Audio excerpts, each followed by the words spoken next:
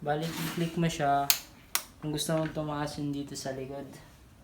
Tulad ng ganyan. Ayan.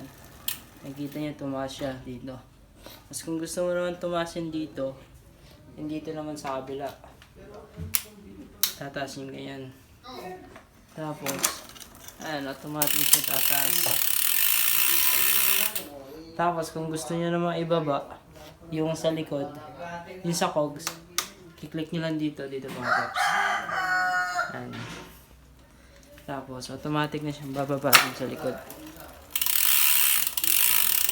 Ganun din sa dito. I-click nyo lang yun dito. Then, ayan.